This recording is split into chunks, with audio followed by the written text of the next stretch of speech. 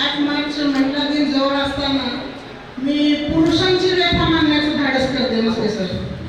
आशा करते सर्व पुरुषांना माझी कविता नक्कीच आवडेल आणि महिला सुद्धा टाळ्या वाजवतील, कारण त्यांच्याही काही मुद्दे याच्यामध्ये आहे.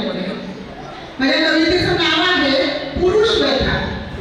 36 गुण जुळले म्हणून लग्न केले थाटात, 36 गुण जुळले म्हणून लग्न केले थाटात, आणि 30 पोळी 30 भाजी रोज नशिबी आमच्या ताटात.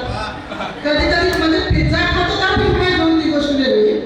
36 गुण जुळले म्हणून लग्न केले थाटात, आणि 30 पोळी 30 भाजी रोज नशिबी आमच्या ताटात. कित्येक वर्ष झाली लग्नाला पण अजून सूर जुळत नाही. कित्येक वर्ष झाली लग्नाला पण अजून सूर जुळत नाही. कोण कुठे कसं चुकतंय हे दोघांनाही कळत नाही. लग्नाआधी आपण सगळी मुलं ही आईबाबाचं शहाणूक असतात, पण लग्नानंतर काय अवस्था होते हे मी सांगायची गरज नाही. आईबाबाचं शहाणं पोर पण मालकीने पुढे चालेना जोर. आईबाबाचं शहाणं पोर पण मालकीने पुढे चालेना जोर. रडावं कसं आणि सांगावं कुणाला, दुःखाला वाट भेटत नाही. आणि PhD जरी केलेला नवरा असला तसं बायको म्हणते तुम्हाला काही कळत नाही.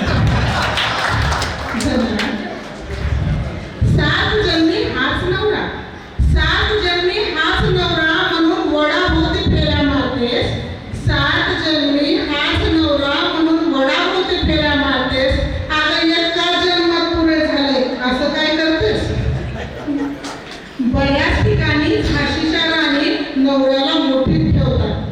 बऱ्याच ठिकाणी झाशीच्या राणी नवऱ्याला मोठीत ठेवतात आणि पाहुणे मंडळीला न सांगता घरी आणलं तर डोळे ओटारून पाहतात.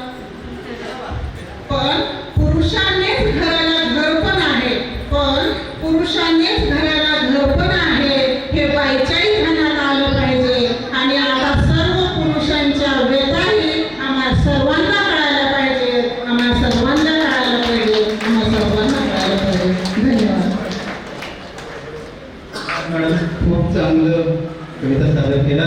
मी अश्विनीताई मोरे मॅडमला विनंती करतो की त्यांनी क्रिसमस डे सत्कार करावा.